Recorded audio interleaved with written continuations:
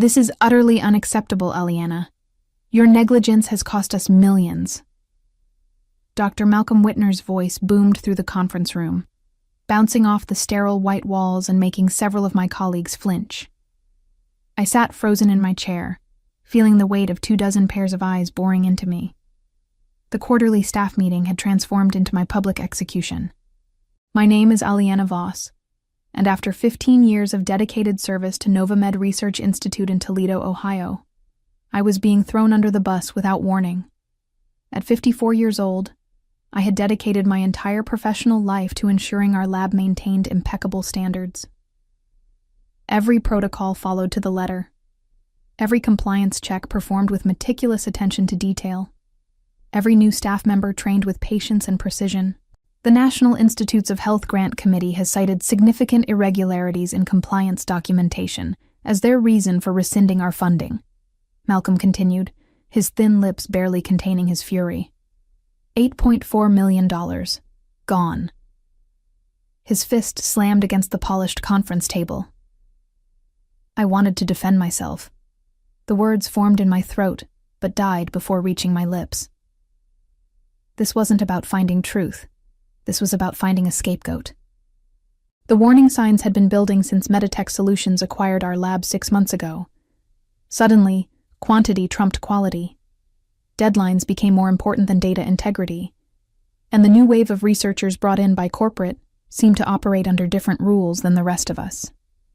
Due to these compliance failures tied to our recent grant loss, Aliana Voss is no longer with the company, Malcolm announced with clinical detachment.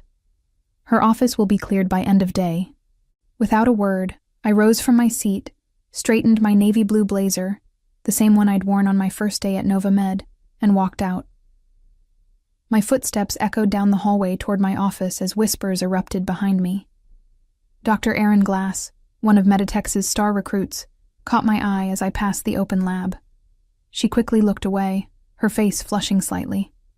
That small reaction confirmed what I had suspected for weeks, but couldn't prove. Until now, that is. I had followed protocol and documented everything, including things they obviously didn't think I would notice. My work wasn't just in the official systems. I kept my own parallel records.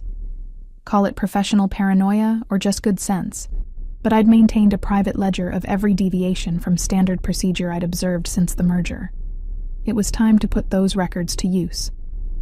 Over the years, I had witnessed the rise and fall of many promising researchers. Some crumbled under the pressure of publication deadlines. Others were seduced by the allure of groundbreaking results, cutting corners to achieve them. But I had always been the constant, the guardian of integrity in our lab, the one who ensured our science remained beyond reproach.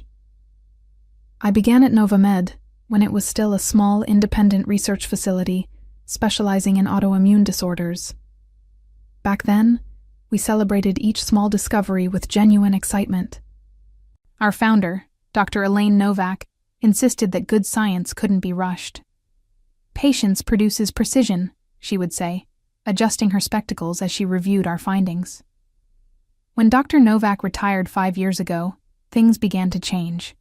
The new leadership was more focused on securing grants and patents than on methodical research.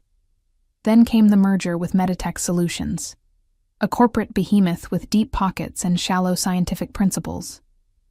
I cleared my desk methodically, placing 15 years of accomplishments into a cardboard box. Photographs of lab teams long since dispersed. Awards for excellence in laboratory management. The handwritten note from Dr. Novak thanking me for my unwavering dedication to the truth. Aliana, do you need any help? I looked up to see Thomas Reynolds, a young lab technician I had trained 3 years ago.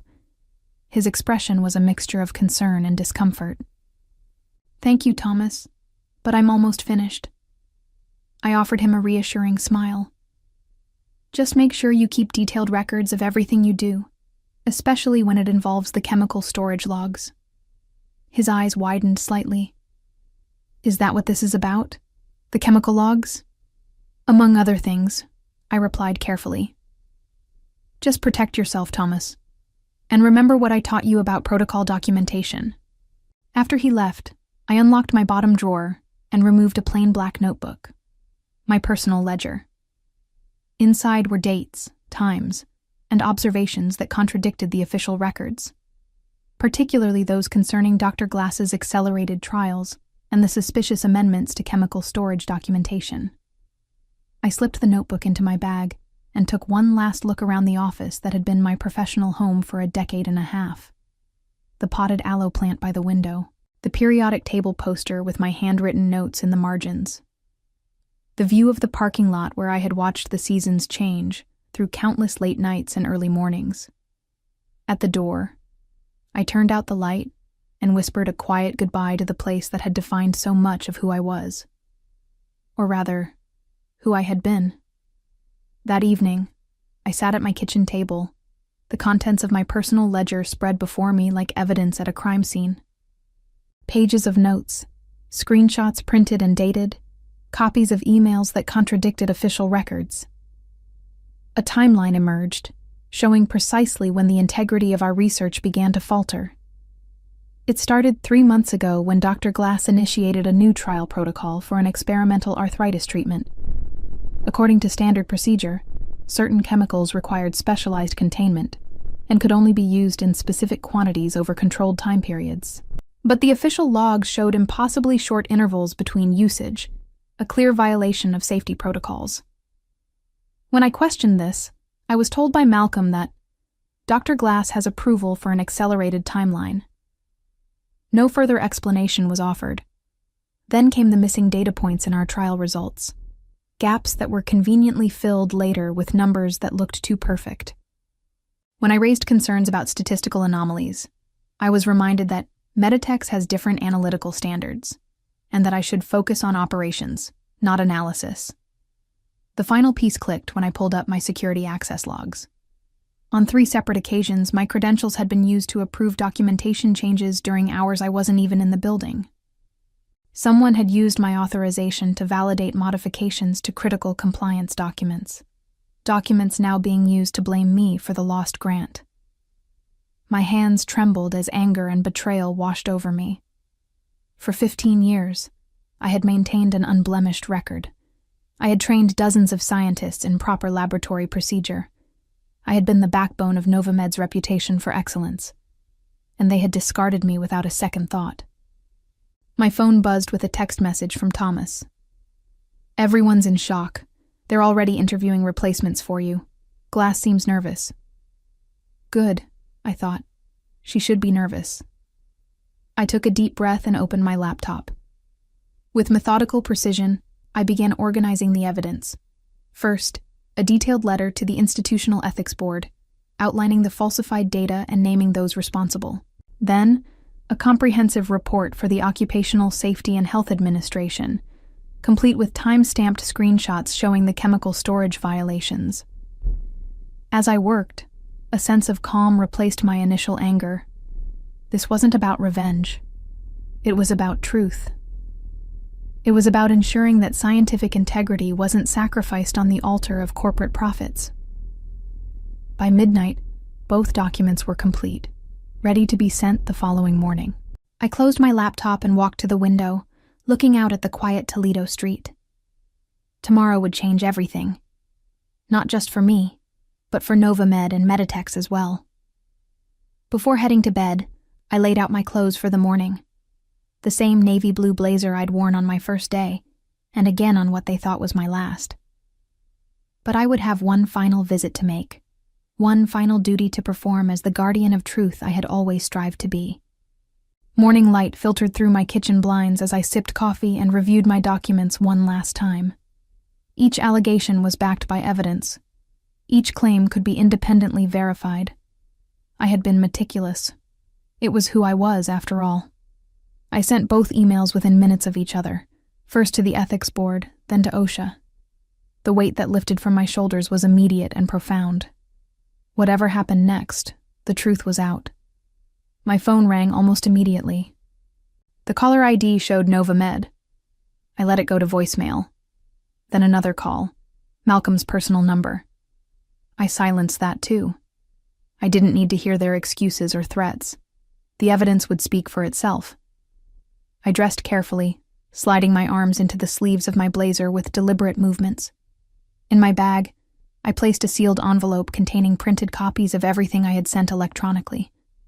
Then I drove to the laboratory one last time. The receptionist looked startled when I walked in. "Miss Voss, we were told—" "I'm just dropping something off, Diane," I said with a calm smile, handing her the sealed envelope.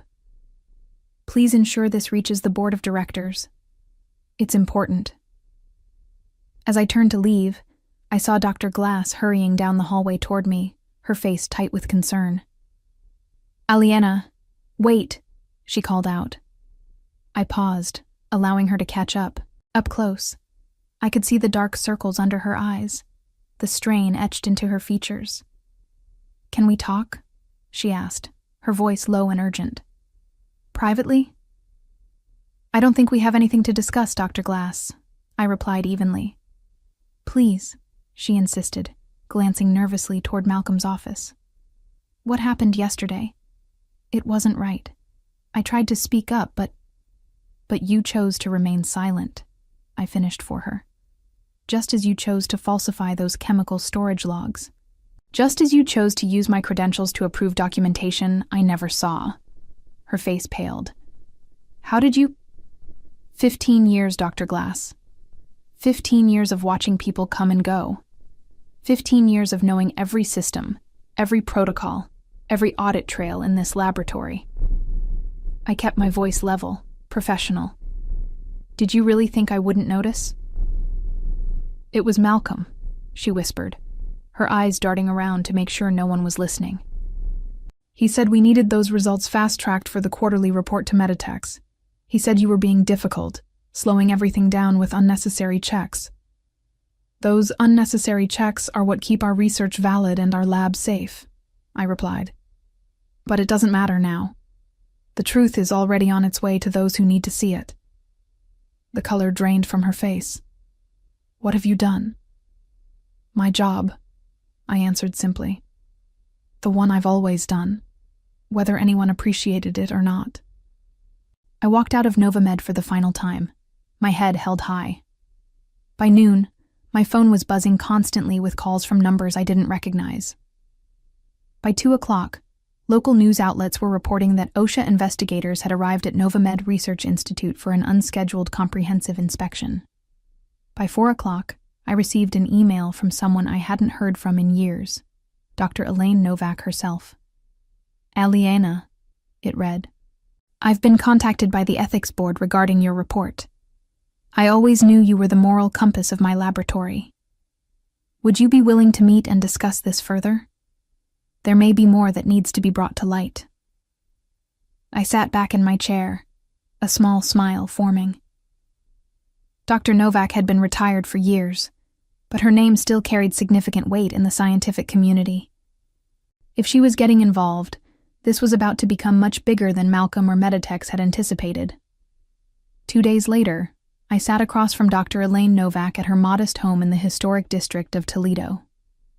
At 78, she still possessed the sharp, analytical mind that had built Novamed from nothing. Her living room was lined with books and academic journals, and family photos competed for space with framed scientific awards. "They've suspended all research activities pending investigation," she informed me, pouring tea into delicate cups. "OSHA found exactly what you said they would: critical violations in chemical storage and handling. The ethics board is conducting their own inquiry into the data falsification." I nodded, warming my hands on the teacup. "And Dr. Glass?" "Placed on administrative leave. She's cooperating with investigators." Dr. Novak studied me carefully. "But there's something else, isn't there? Something you haven't included in your reports." I hesitated. Dr. Novak had always been perceptive. "The grant wasn't rescinded because of compliance issues," I admitted. "At least not the ones they blamed me for."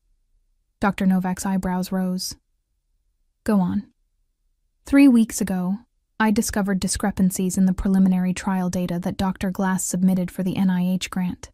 The patient improvement rates were statistically improbable, too consistent, too perfect. When I checked the raw data against what was reported, I found alterations. I pulled a folder from my bag and slid it across the coffee table. The NIH didn't reject our grant because of administrative compliance issues. They rejected it because someone on their review committee spotted the same statistical anomalies I did. Dr. Novak opened the folder, her expression growing grave as she reviewed the contents. And Malcolm knew this? He had to. I sent him a detailed analysis 2 days before the grant was officially declined. I took a sip of tea. When the rejection came through, he needed a scapegoat that wasn't Dr. Glass. She was his star researcher, his direct link to Meditech's approval. So he sacrificed you instead. Dr. Novak closed the folder with a decisive snap. After 15 years of exemplary service. Corporate science, I said with a wry smile. Quite different from how we used to do things. Indeed. She set the folder aside and fixed me with an intense gaze. Aliena, I'm assembling an independent review committee. Several colleagues from my days at the university have agreed to help. With your documentation and testimony, we can ensure that appropriate action is taken. Just then, my phone buzzed with an incoming email. I glanced at it and felt a jolt of surprise. It's from the National Institutes of Health Office of Research Integrity, I said, scanning the message. They're requesting a formal interview regarding the grant application and subsequent events at Novamed. Dr. Novak nodded sagely. The dominoes are falling. Once one oversight body gets involved, others typically follow. She leaned forward.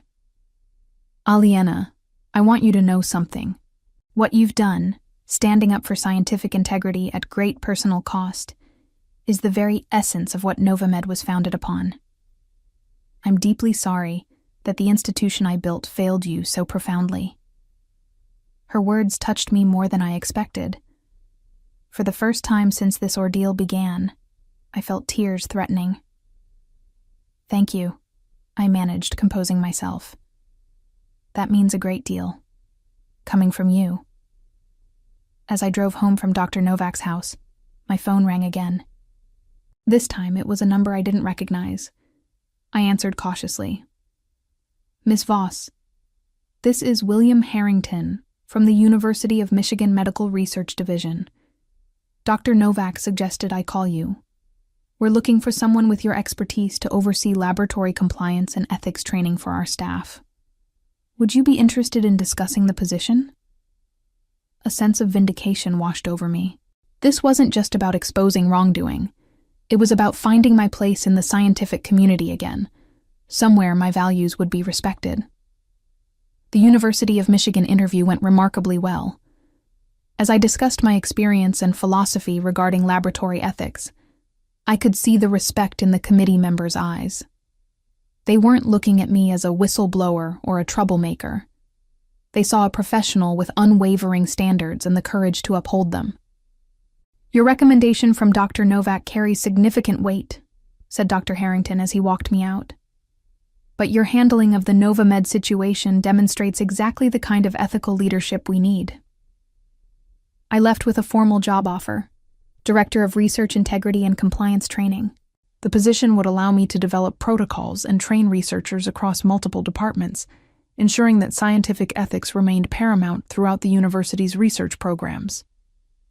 Meanwhile, the situation at Novamed continued to unravel. Local news outlets reported that OSHA had issued citations for 27 violations, including several classified as serious. The resulting fines exceeded $300,000, but the damage to Novamed's reputation was far more costly. Dr. Glass had apparently broken under questioning, admitting to falsifying data at Malcolm's direction.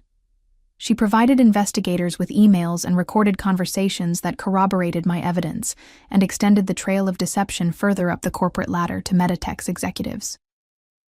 1 week after my visit to Dr. Novak, I received a call from an unexpected source, the board chairman of Novamed. Miss Voss, this is Harold Winthrop, came the grave voice. I wonder if you might be willing to meet with the board. We're conducting an internal investigation parallel to the regulatory inquiries, and your insights would be invaluable. My first instinct was to refuse, They had allowed me to be publicly humiliated and dismissed without due process. But then I considered Dr. Novak's ongoing efforts to salvage the research institution she had built. "I'll meet with you," I agreed, but only with my legal representative present. 2 days later, I sat in the boardroom where, just weeks earlier, I had been publicly dismissed. Now, the power dynamic was entirely different.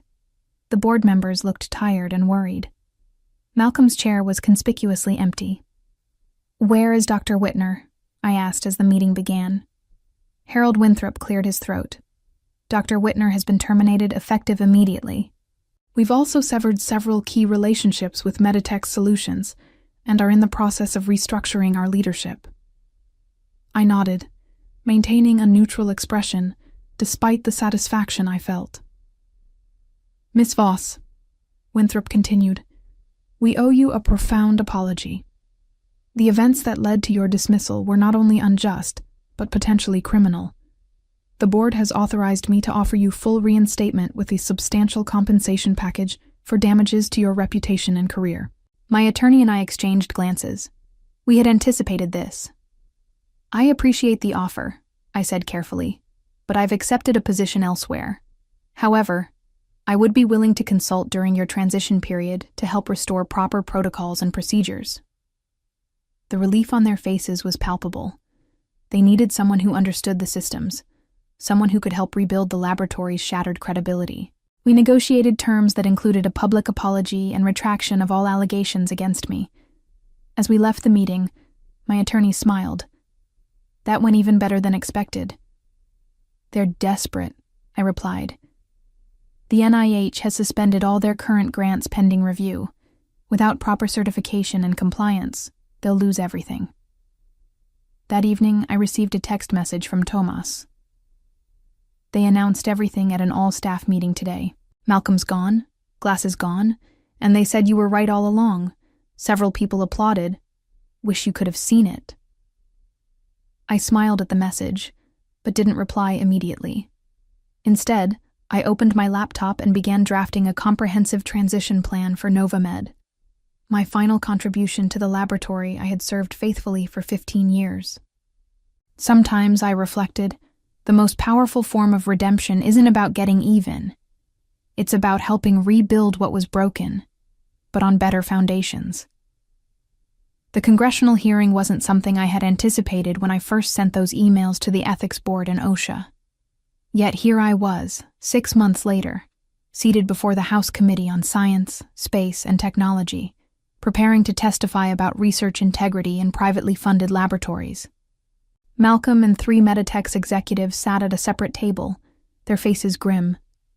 They had already faced federal charges for fraud relating to grant applications. Now they faced public scrutiny for the culture of deception they had fostered. "Miss Voss," began Congresswoman Diaz, leading the questioning, "could you describe the events that led to your identification of these compliance violations?" For the next hour, I detailed everything. The pressure to produce results after the Meditech's acquisition, the systematic dismantling of safety protocols, the falsification of data, and the attempt to use me as a scapegoat when the deception was discovered. "And in your professional opinion," asked another committee member, "how prevalent are these practices in the industry?" "More common than we'd like to admit," I answered honestly. The pressure to secure funding and produce marketable results can override scientific integrity. That's why we need stronger whistleblower protections and more rigorous oversight. My testimony was broadcast on national news. Clips of my calm, detailed explanations contrasted sharply with Malcolm's defensive responses and the Meditech's executives' evasions. Public opinion quickly solidified in favor of increased regulation for private research facilities. When I stepped down from the witness stand, Dr. Novak was waiting. She squeezed my hand and whispered, "You've done more than expose one lab's wrongdoing. You've sparked a national conversation about scientific ethics." As we exited the hearing room, reporters clamored for comments. I noticed Malcolm watching me from across the hallway, his expression a mixture of anger and defeat. Our eyes met briefly before he turned away. He had lost everything: his reputation, his career, and soon, his freedom. I had gained something far more valuable: vindication. 1 year after my dismissal from Novamed, I stood at a podium in the University of Michigan's largest lecture hall, addressing a packed audience of students, faculty, and visiting researchers. The topic of my presentation: ethical guardianship, maintaining integrity in scientific research. The pressures you will face in your careers are real, I told them. Funding constraints, publication demands, corporate interests. But the moment you compromise scientific integrity is the moment you stop being a scientist and become something else entirely, something far less valuable to humanity. From my position at the university, I had developed a comprehensive training program, now being adopted by research institutions across the country. My experience had been transformed into a cautionary tale with practical applications. After the lecture, as attendees filed out, I noticed a familiar face approaching: Thomas Reynolds, my former lab technician. "Dr. Voss," he greeted me with a broad smile. That was inspiring. "It's just professor now," I corrected him gently. "How are things at Novamed?" "Completely different," he replied. "The new leadership team has implemented all the protocols you designed. We're smaller now, but the work feels honest again." We chatted about the changes. Novamed had survived, though diminished in size and scope. Meditechs had paid hundreds of millions in fines and settlements. Malcolm and 2 Meditech's executives had received federal prison sentences for fraud. As for Dr. Glass, she had avoided incarceration by cooperating fully with investigators, but her scientific career was effectively over. "I've been offered a research position here at the university," Tomas mentioned hesitantly. "I was hoping you might serve as my advisor." I smiled, remembering the young man who had stood by me when others turned away. "I'd be honored, Thomas." Later that evening, I received an email notification from a scientific journal. My article on research ethics reform had been accepted for publication. The system was changing, slowly but surely, and I had played my part.